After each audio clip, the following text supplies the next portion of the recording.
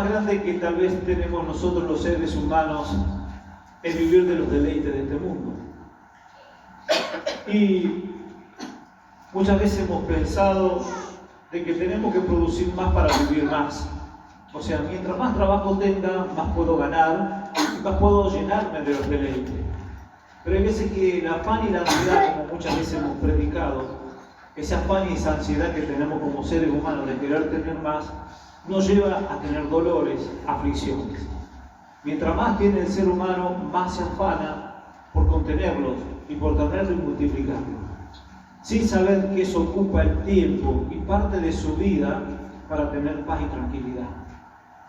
El que más tiene, más preocupado vive. Y el que menos tiene, menos preocupación tiene. Quisiera tener lo que los otros tienen, pero no saben que el tener más te llena de preocupación. Es algo muy simple, muy filosófico también. Pero bíblicamente, ¿cómo nos ve Dios a cada uno de aquellos que decimos creer en Él?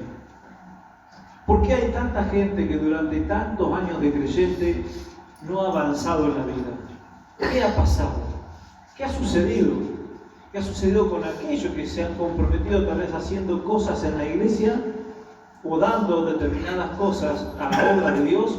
No han prosperado. ¿Por qué no prosperaron? Porque muchas veces ese dar es para que lo reconozcan a Él por lo que ha dado. Muchas veces han querido dar algo para que se entere todo el mundo.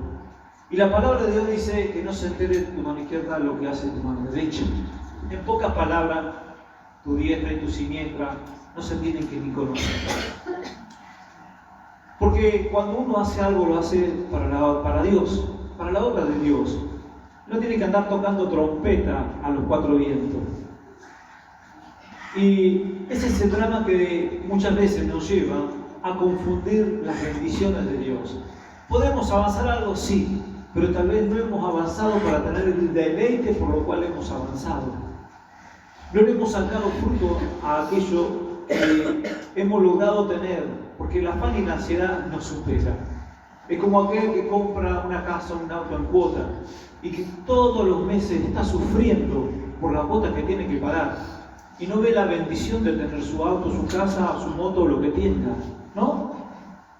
O hasta ha comprado un televisor en cuota y cada vez que llega el momento de pagar la cuota o los días que de antesala para pagar la cuota, están pensando, ay, tengo que pagar la cuota y viven afanados por pagar la cuota y si voy a tener plata y tengo que trabajar más para pagar la cuota del televisor, de la casa, del auto. O sea, que por obtener algo muchas veces no hemos tenido paz y tranquilidad y no hemos disfrutado de lo que tenemos, porque vivimos pensando en lo que tenemos que pagar. Cuando un creyente hace lo que Dios manda, no está pensando en lo que tiene que pagar, sino en cómo Dios lo prospera constantemente y trae reposo y tranquilidad a su vida para que cuando llegue el momento de tener que pagar la cuota, tenga tranquilidad. Yo no sé cuántos de ustedes se han comprometido a pagar una cuota, un auto, una casa o lo que sea, y está constantemente pensando todo el mes, ay, ¿cómo voy a hacer para pagar la cuota? En vez de tener la tranquilidad. ¿Cómo estamos actuando con Dios? ¿Somos personas dadivosas? ¿Somos personas que hemos extendido la mano? ¿Por qué crees que no salís adelante como tenés que salir? ¿Por qué no tenés toda esa promesa que Dios nos da y nos dice en la palabra de Dios? ¿Por qué no la hemos obtenido como verdaderamente creemos que soy un hijo de Dios y que a mí no me tendría que faltar nada y que me tendrían que sobrar los lagares de todo lo que yo he recolectado? ¿Por qué no lo tengo? ¿Por qué no tengo lo que, de acuerdo a mis pensamientos, los tendría que tener? ¿Cómo no hemos afirmado en la palabra de Dios para ser una persona bendita en Cristo Jesús? Dios constantemente nos va probando, ¿no? Y tal vez hay un mes que no estamos bien, que las cosas están apretadas, como a todo el mundo parece que está pasando, ¿no? Y lo primero que hace un creyente, no digo todos, pero una gran mayoría, es dejar de ofrendar. Si antes te ofrendaba 10, ahora ofrenda 1, porque la situación económica lo apremia. Pero los creyentes que ofrendan y ofrendan de esa forma, jamás van a cortar Netflix, jamás van a dejar de pagar mucho de teléfono, jamás van a decir corto el cable, jamás van a decir no me voy de vacaciones o no me voy a limitar de salir a comer. Lo primero que hace la gente es dejar de ofrendar. No le voy a preguntar a cada uno su situación. Pero, ¿qué significa esto? Que aquel que nos está dando las promesas de bendiciones es al primero que le cortamos el rostro. Es lo primero que yo digo, no voy a ofrendar mucho porque tengo que pagar esto, tengo que pagar lo otro. Y lo que vos tenés que pagar son deleites carnales y humanos. Y es así como Dios te prueba. Porque te lleva a un límite y te dice, a ver a este, que yo le estoy dando de mis bendiciones. Cuando yo lo pongo en determinada situación, en determinado objeto, a ver qué actitud va a tomar. ¿Se va a acordar de mí? ¿O va a seguir dándole el gusto a su deleite, a su carne? Quiere decir muchas veces que sin darnos cuenta, somos cristianos a media. ¿Y saben lo que sucede con los cristianos a media? Dios dice que vomita a los grises. Y no podemos ser cristianos completos, no podemos llegar a obtener las bendiciones que verdaderamente Dios promete, porque verdaderamente hemos elegido los deleites de este mundo y no la bendición de Dios. Y no nos estamos dando cuenta que tal vez ese momento económico, esa situación económica, Dios nos la hace pasar para probarnos. Y como dice en varias partes de su palabra, para probarte y a la postre hacerte bien. Hacerte bien, ¿por qué? Porque si vos pasás la lucha, sos una persona que verdaderamente tenés en tu corazón a Dios, vos vas a saber qué decisión tomar con tu dinero, con tus bienes. ¿Y saben qué? Hay mucha gente, y lo he escuchado, que le conviene dar el diezmo, ¿no? Porque a mucha gente le convendría dar el diezmo y no dar más de lo que podría dar. Porque nosotros diezmamos acá. Entonces te conviene dar el diezmo porque es algo ínfimo de todas las ganancias que vos tenés. Por ende, vos sabés que todo lo que tenés es de Dios. Cosa que no comprende el mundo. El mundo no comprende que cada uno de lo que está siendo alimentado y de aquellos que llevan su vida adelante con diversos deleites, no se dan cuenta que es la misericordia de Dios desparramada sobre los seres humanos. Pero nosotros somos creyentes y nosotros nos tenemos que dar cuenta que es la misericordia de Dios actuando sobre nosotros. Y Dios nos va a probar a nosotros, no va a probar a los del mundo. Yo siempre me acuerdo de mi papá, porque mi papá es una persona totalmente mundana. Totalmente mundana. Pero si había algo que tenía el tipo, era que en la guantera de su auto llevaba plata, billetes, porque te ganaba fácil, ¿no? A la plata. Entonces, en cada esquina que paraba, allá en Rosario, es terrible, ¿no? Aquellos que, celeste, que han ido a Rosario, saben lo que es la ciudad, de donde vos para una esquina tenés 2 o 3 que te van a pedir. Y mi papá abría la ventanilla, pa. Y llevaba una vida tan mundana, pero en ese sentido, él de lo que recibía parece que daba. Nunca le importó, toma. A mi casa se cansaban de golpear la puerta. Muchas veces nosotros como decían no queríamos ni ir porque no, estamos podridos de golpear la puerta porque todo el que golpeaba la puerta recibía algo. Gente que constantemente de lo que recibía daba. Una forma mundana de vivir. Nunca aparentemente le faltó nada, siempre llenándose de los deleites humanos. Entonces hay una compensación espiritual que uno ve constantemente, en la cual ejerce Dios sobre todos los habitantes de la tierra. El que siembra va a cosechar. El que siembra va a cosechar. Hace unos años atrás predicaba sobre John D. Rockefeller. Rockefeller en el siglo XIX fue el hombre más rico de la tierra. Y yo recorría la historia de Rockefeller Y resulta que él nació en una familia donde su padre abandonó a su madre con 5 hijos. Él tenía 5 años cuando su padre se iba. Y un día de repente apareció otra vez su padre. Su madre hacía caramelos para que Rockefeller lo venda en la escuela. Ya de chiquito el tipo tenía el negocio en la cabeza, se ve, ¿no? Esos chicos que tienen esos dones. Están muy negociantes. Y Rockefeller dice que vendía caramelos en la escuela. Pero había algo muy particular en esta familia en la cual el padre los había abandonado. Su madre era una ferviente creyente en Dios. Si había algo en lo cual había sido adoctrinado ese niño, era en leer la palabra de Dios. Y es una historia que verdaderamente me estremeció, porque dice que en un momento determinado, Rockefeller juntaba plata en una lata y apareció el padre después de unos cuantos años. Estuvo con ellos unos días y cuando se fue, le hizo desaparecer la plata que él había guardado. O sea, todo lo que él había recolectado durante un tiempo vendiendo sus caramelos, que quién sabe para qué lo iba a usar, para ayudar a su madre, qué sé yo, el padre se lo robó y otra vez desapareció el padre. Y Rockefeller fue creciendo. Dice que tenía una edad de entre 14 y 15 años cuando estaban en la iglesia y de repente en la iglesia donde estaba con su madre y los demás creyentes, dice que hubo un temblor.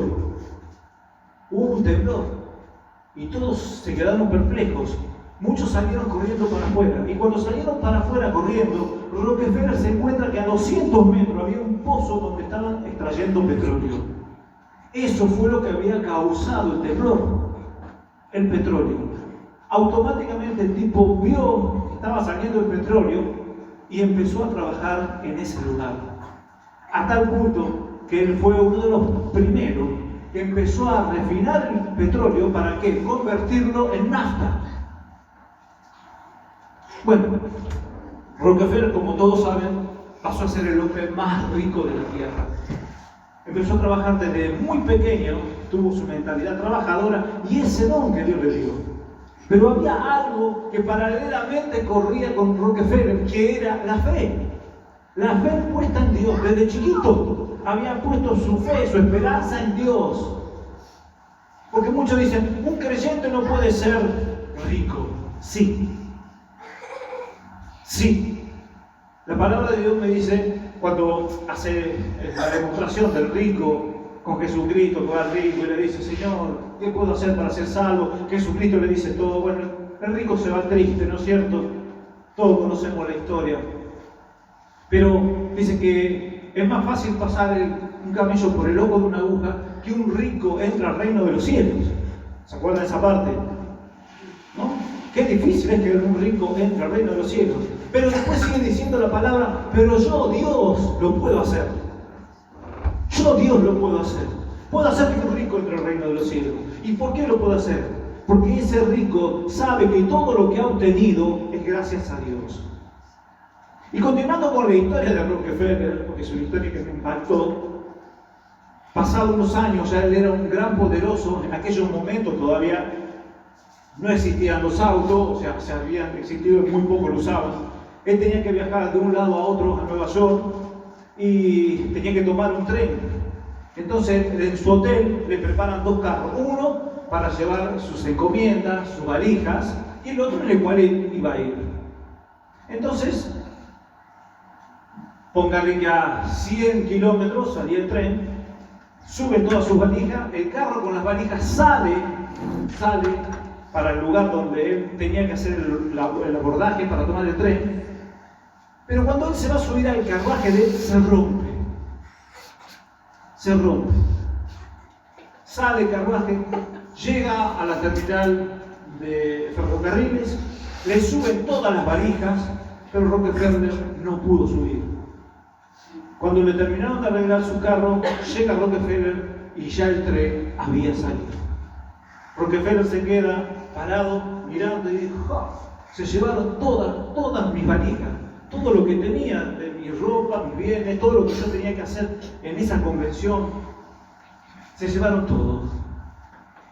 Solamente se quedó con su Biblia en la mano.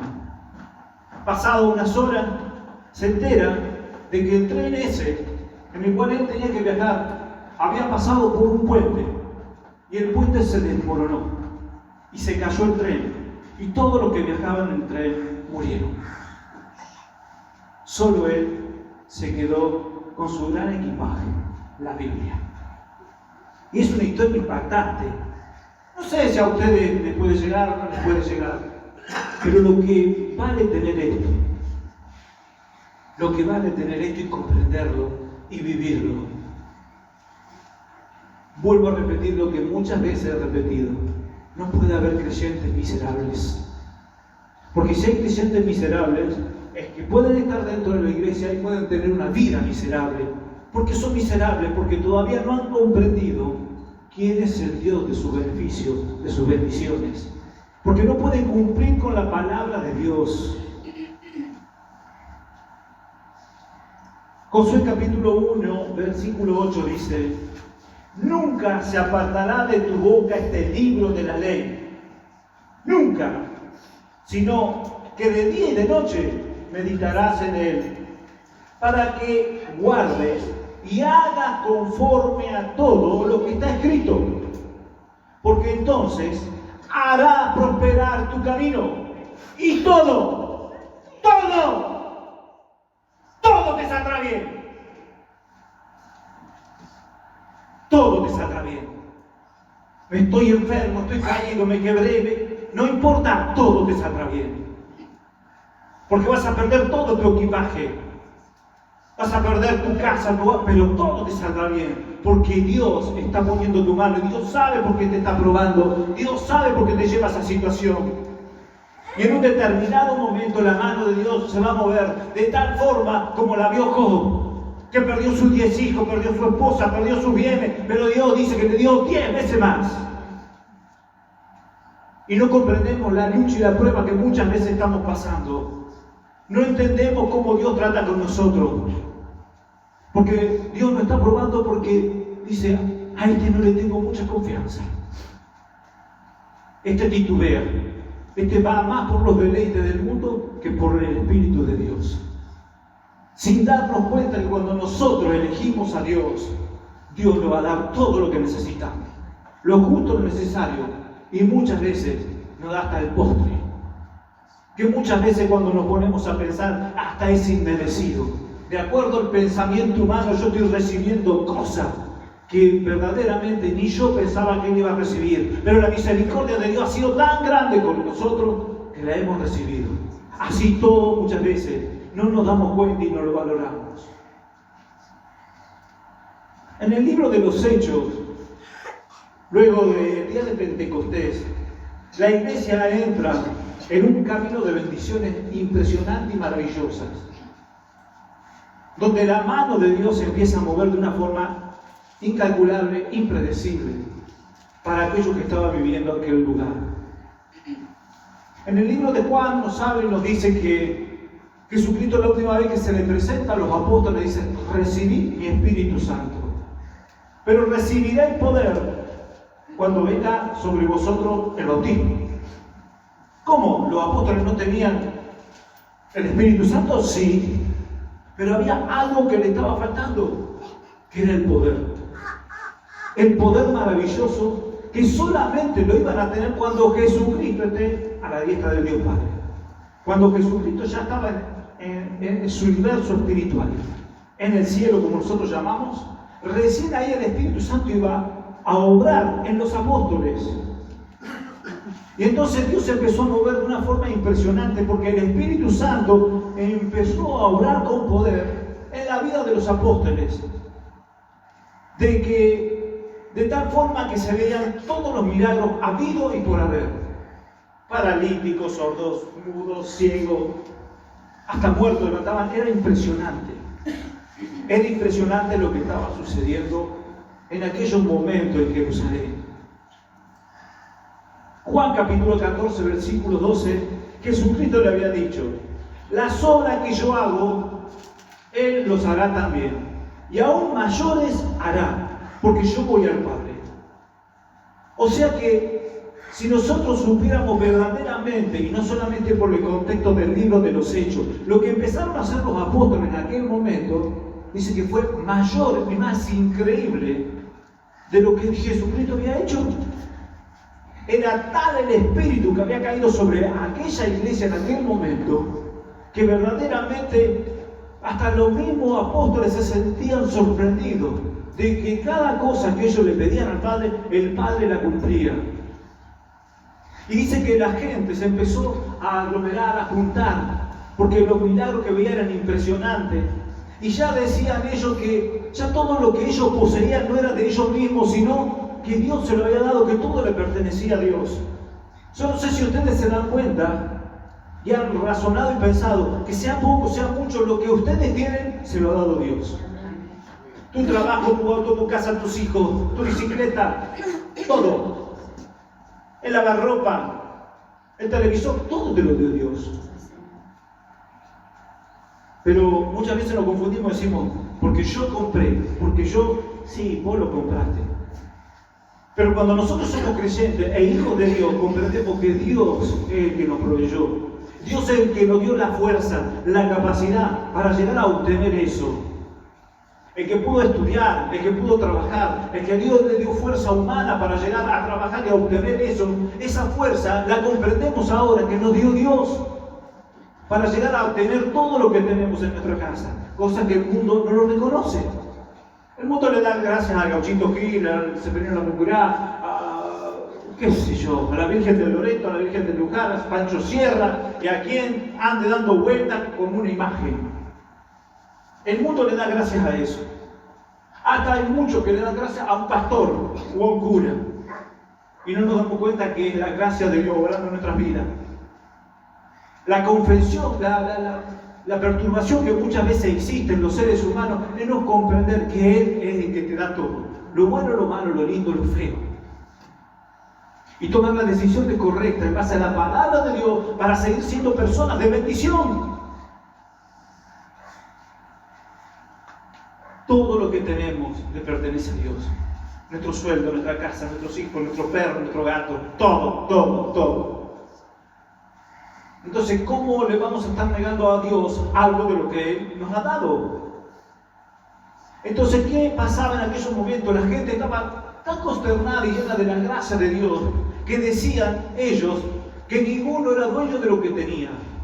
Y mucha gente empezó a vender sus heredades, sus casas, y las llevaba a los pies de los apóstoles para que ellos la administren y la den a las personas que tenían necesidad. Siempre teniendo una determinada meta, porque a los vagos y a los torrantes de seguro que no se lo daban, sí, sino que se les enseñaba a trabajar y a ganarse el salario para que ellos le puedan retribuir y lo ayudaban, porque eso es lo que inspira el espíritu de la palabra. Y dice que había un hombre llamado José, de sobrenombre Bernabé, que dice que vendió una heredad y fue y la trajo a los pies de los apóstoles, y los apóstoles repartían. Y dice que nadie tenía necesidad. ¿Escuchó? Dice que nadie pasaba por necesidad, porque la iglesia había sido prosperada, bendecida, y dice que aquellos que necesitaban recibían de lo que necesitaban. Qué momento sublime, impresionante, maravilloso. Nadie tenía necesidad. Pero dice que había dos personas, un matrimonio, Ananías y Zafira, capítulo 5 del libro de los Hechos. Dice que Ananías y Zafira, al ver esta situación, vendieron una heredad. Una heredad debe ser un campo que han tenido, que le dejaron familiarmente, o una casa, una heredad. Y vendieron la heredad a $1.000.000. Pero convinieron Ananías y Zafira que no iban a dar el $1.000.000, que iban a dar 500.000. Entonces se presentan ante Pedro y a los apóstoles y le dijeron: nosotros vendemos una heredad a $500.000, acá está la plata. Y la contestación de Pedro es: Ananías, ¿por qué llenó Satanás tu corazón para que mintieses al Espíritu Santo y sustrajeses del precio de la heredad? Reteniéndola, ¿no se te quedaba a ti? Y vendida, ¿no estaba en tu poder? ¿Por qué pusiste esto en tu corazón? No has mentido a los hombres, sino a Dios. La tontería humana. Porque vieron que mucha gente ofrendaba y daba de sus bienes. Ellos quisieron hacer lo mismo. Pero habían convenido a Ananías y Zafira que no iban a dar el $1.000.000. Iban a decir que ellos lo habían vendido a 500.000. O sea, se estaban mintiendo a sí mismos y a los demás. Se creían que le iban a mentir a los apóstoles y a los demás. Porque también estarían esperando la foto del Facebook. Que saquen foto. Ah, acá viene Ananías y Zafira. Miren lo que vienen a ofrendar. Mintieron. Y Pedro le dice, che, Ananías, no era necesario esto. Si la plata era tuya, no tenías necesidad de venir a mentir y decir que debo 500.000. Te hubiese quedado con el $1.000.000. Así no estabas mintiendo. ¿Por qué tuviste que mentir? Porque no le mentiste a los hombres, le mentiste a Dios. Y automáticamente dice que Ananías cayó muerto. Y como había convenido con su esposa, y su esposa no sabía nada de lo que estaba sucediendo, como a las 3 horas dice que aparece Zafira. Entonces Pedro le pregunta, hola Zafira, ¿cómo estás? Vino tu esposo acá. Ah, vino a dar la ofrenda. Sí, vendimos la heredad del terreno a 500.000. Tú también con la mentira. Ananías, ¿por qué mentiste? Bueno, mira, Zafira, ¿por qué mentiste? Mira, ahí está lo que se están llevando a tu esposo, a enterrarlo. Automáticamente cayó muerta la mujer y también fue enterrada. Hay muchas veces que le mentimos a Dios, ¿no? Y nos mentimos a nosotros mismos. Qué caso terrible, ¿no? De la miseria humana. Hey, hermano, si no lo sentís de corazón, ni ofrendes. Así te digo, ni ofrendes, no pongas ni un centavo en el alfolí. Porque si vas a estar sufriendo por dar $1, no lo ofrendes. No lo ofrendes. Dice que Dios bendice a quién. Andador alegre. Tú te tenés que sentir feliz cuando das una ofrenda. Sea la ofrenda que sea, pero sé feliz.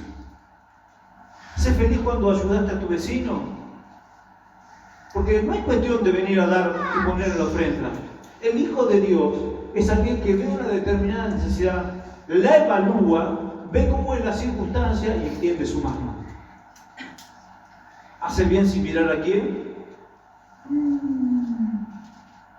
Tenés que examinar la situación. Si te enteraste que tu vecino lo echaron de trabajo y tiene 3 hijos, te enteraste que tu vecino no tiene que comer. A este lo echaron, ¿sabes por qué? Porque es gremialista, que se joda. Pero tiene 3 hijos. Y los hijos no son los culpables de lo que hizo el padre para que lo echaran de trabajo. Por eso hay que evaluar todas las cosas.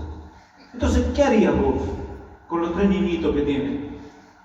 Tal vez, si sos un hombre de Dios, llamar a los 3 niñitos y le decís, vengan, yo le voy a dar la leche, pan, lo que necesiten. Eso es sabiduría de Dios. Extendés tu mano y das los puntos necesarios como Dios manda, porque así es Dios, Dios es misericordioso. Vos no te vas a estar fijando si el padre era un atorrante, no te vas a estar fijando, porque esos niños están pasando hambre y esos niños no tienen la culpa de lo que sucedió. La misericordia de Dios actúa de esa forma, vos tenés que actuar de esa forma. Aquel que se le quemó la casa, aquel que, no sé, cobró y la jubilación le alcanza y tiene que gastar mucho en medicamentos, vos te enteraste que tienen que comprar determinado medicamento, vas a la farmacia a ver qué medicamento compraba el abuelo Tato.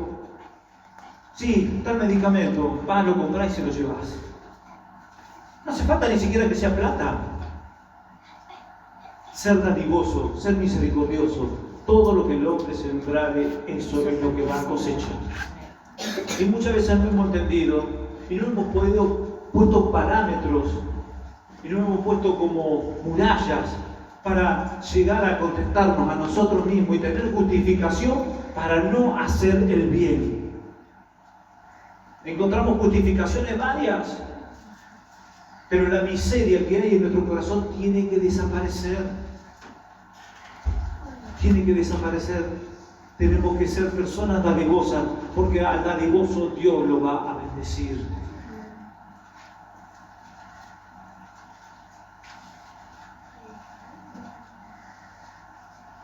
Guardaos de la avaricia. Siempre recuerdo la ofrenda de la viuda, ¿no? tomando el contexto de lo que estamos predicando. Dice que estaban los apóstoles en la puerta del templo y todos iban y echaban, ¿no? Echaban su ofrenda. Pero dice que de repente vio una viuda que echó 2 blancas. Y Jesucristo le hizo señas a los apóstoles: ¿ven esa viuda que va allá? Dice, echó más que todos los otros que vinieron allá. Todos los otros que vinieron a ofrendar, ¿saben de qué ofrendaron? De lo que les sobraba. Pero ella echó todo su sustento. Y qué difícil es comprender esto, ¿no? Qué difícil es comprender esto. Hey, tengo 2 panes para hoy. Tengo que alimentar mi casa. Mi vecino también está pasando por una situación mala y no tiene que comer. Pero yo tengo 2 panes hoy. Yo estoy pensando que un pan lo voy a comer hoy y el otro pan lo voy a comer mañana. Pero mi vecino está pasando hambre hoy. A mí me está sobrando un pan que es para mañana. ¿Qué hago? ¿Le doy el pan que me sobra y me pongo en las manos de Dios para que mañana Dios me dé otro pan? ¿O me dé lo que yo necesito? ¿O me quedo con ese pan y dejo que mi vecino se muera de hambre? ¿O pase hambre? ¿Qué razonamiento usaría un creyente? ¿Qué razonamiento usaría un cristiano? ¿Hemos actuado de esta forma muchas veces o nunca?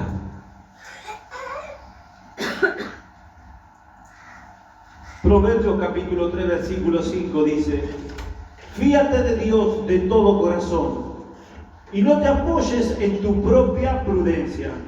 Reconócelo en todos tus caminos y Él enderezará tus veredas.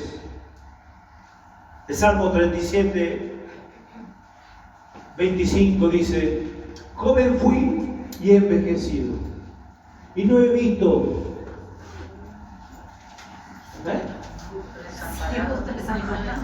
justo desamparado, ni su descendencia que mendigue pan.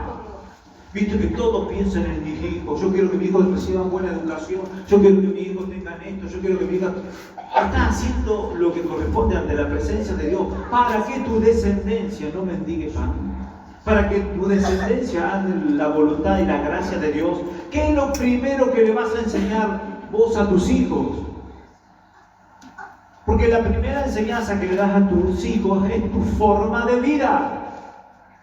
Cómo hablas, cómo te moves, cómo te expresás. Si andas bendiciendo o andas maldiciendo, si andas odiando, ¿en quién pusiste tu confianza? Tus hijos van a ver todo eso. Le vas a predicar el evangelio a tus hijos. Le vas a decir: te voy a llevar a la escuela bíblica, te voy a llevar a la escuela dominical. ¿Qué le vas a enseñar a tus hijos de la grandeza de Dios en tu vida? O lo único que va a ver tus hijos es el despropósito que hay en tu casa, en tu hogar. Una forma de vida nefasta que, como dice Tango Camalache, ve llorar la Biblia sobre el calefón, porque verdaderamente muchas veces tenemos la Biblia y hacemos caso omiso de ella. Y tu descendencia no va a mendigar pan. No he visto justo desamparado ni su descendencia que mendigue pan. Cuando yo leo esta palabra, siempre me he esforzado para vivir en la voluntad de Dios, para que mis hijos vean cómo Dios bendice por hacer su voluntad y andar en sus mandamientos. No quiero ser rico, tampoco quiero ser pobre. Señor, manténme del pan necesario de cada día. No siento que yo sea rico y me olvide de vos, y que siendo pobre maldiga tu nombre. Manténme del pan necesario de cada día. Y como muchas veces he predicado y he dicho, Dios solamente no nos da el pan, nos da la factura, las masas finas, las tortas, cosas que nosotros verdaderamente muchas veces ni nos merecemos, pero Dios es misericordioso con aquellos que hacen su voluntad. ¿Qué estamos haciendo con nuestra descendencia? ¿Cómo le estamos enseñando una forma de vida? ¿O miserable o dadivosa? ¿Misericordiosa o divina? Yo creo que uno de mis hijos se pasa de vuelta, ¿no? Siempre he predicado. Eloy es una persona que se pasa de vuelta, es muy gracioso. Muchas veces le damos gracias a Dios por la mujer que tiene, porque le pone los puntos. Y gracias a Dios se hace cargo de la plata, porque muchas veces una mujer se tiene que hacer cargo de la casa cuando el marido no es buen administrador. Y recuerdo, yo creo que lo he contado, lo manda la esposa a comprar 3 barritas de cereal, exclusivamente al mercado. Estábamos en Córdoba, lo manda a comprar 3 barritas de cereales. Vamos al mercado, al macro de allá, creo que era, cuando estábamos saliendo y un chico estaba pidiendo, y no teníamos plata. Entonces él agarra las barritas que le había comprado la mujer y se las da al pibe. Y yo le digo, escuchámelo, te van a reventar. Te dijo específicamente, te mandaron a comprar las 3 barritas. Papá, Isaías 58. Pero escuchame que Isaías 58 te van a reventar. Te mandaron a comprar la barrita. Papá, Isaías 58. Y vino a mi mente lo que es Isaías 58, el verdadero ayuno. ¿Cuál es el verdadero ayuno? Dejar de comer, dejar de beber, dejar de tomar, no mirar esto, no mirar lo otro. ¿Cuál es el verdadero ayuno? Ya hay en su corazón una vida de dadivosidad, que si uno también no lo para, no tiene nada. Pero gracias a Dios que Dios es misericordioso y puso una persona que tiene que ser la administradora de su vida, porque si no, no le queda nada. Entonces, ¿hasta qué punto uno tiene que ser dadivoso? Pero los dadivosos casi siempre reciben supremo. No todos podemos tener, como quien dice, ese don de dadivosidad. Pero ¿qué le hemos enseñado a nuestros hijos para que ellos no anden mendigando pan? ¿Qué es lo primero que le debemos enseñar a nuestra descendencia para que nuestros hijos no vivan en la decadencia moral y espiritual que vive hoy el mundo? ¿Cuál es el mejor legado que le vas a dejar tú a tus hijos? ¿Un buen estudio? ¿Casa? ¿Plata? ¿Dinero? ¿Auto? ¿Moto? ¿Qué le vas a dejar? Porque pueden tener todo materialmente en esta vida, pero si no tenés a Dios, primero no te podrás salvar, no podrás conocer el perdón de tus pecados y nunca vas a tener paz, porque el afán y la ansiedad de este mundo van a ahogar la mente y el corazón del ser humano, sea lo que sea, tenga lo que tenga y esté en el lugar, ocupando el lugar más maravilloso y primordial de esta tierra. Si no tenés a Cristo, no te podrás salvar. No hay cosa más maravillosa que vivir bajo la óptica, bajo la gracia y bajo el poder del Altísimo. Y nos cuesta comprender esta forma de vida. Nos cuesta porque siempre, vuelvo a repetir, ponemos parámetros, ponemos barreras, en las cuales encontramos excusas en nuestros pensamientos, en nuestro corazón, para no dar. Y cuando no damos, la mano de Dios sale de nuestra vida. Bienaventurado aquel hombre que ha sido misericordioso y bondadoso con su prójimo, porque recibirá la retribución de acuerdo a lo que haya dado. La misericordia de Dios es grande. No se aparten de la gracia de Dios y vivan extendiendo la gracia de Dios a su prójimo. Usted puede venir y ofrendar $1.000.000 a la iglesia, pero lo puede hacer por 2 circunstancias. Una, para que todo el mundo se entere qué dadivoso ha sido usted. Y la otra, porque verdaderamente tiene afán y ansiedad de prosperar. Porque dice, yo si doy, Dios me tiene que prosperar. Y verdaderamente no lo tiene que dar con ese hecho, lo tiene que dar por amor a Dios, por amor a la obra. O sea que no vale el dinero, no vale el monto, lo que vale es con el corazón con lo cual lo está dando. Tengo un corazón sincero ante la presencia del Altísimo. Mateo 6:19, algo que hemos repetido muchas veces en la última prédica. No hagas tesoro en la tierra, donde la orina y el hollín corrompen, donde los ladrones minan y hurtan, sino hace un tesoro en el cielo, donde la orina y el hollín no corrompen, donde los ladrones no pueden hurtar y no pueden robar, porque donde está vuestro tesoro, ahí está vuestro corazón. La misericordia de Dios sobreabunde sobre cada uno de nosotros. Y Dios haga que cambiemos la mente y el corazón, para que no solamente obtengamos de Dios todos los beneficios, sino que la paz de Cristo abunde y sobreabunde en cada uno de nosotros. Vamos a orar al Señor.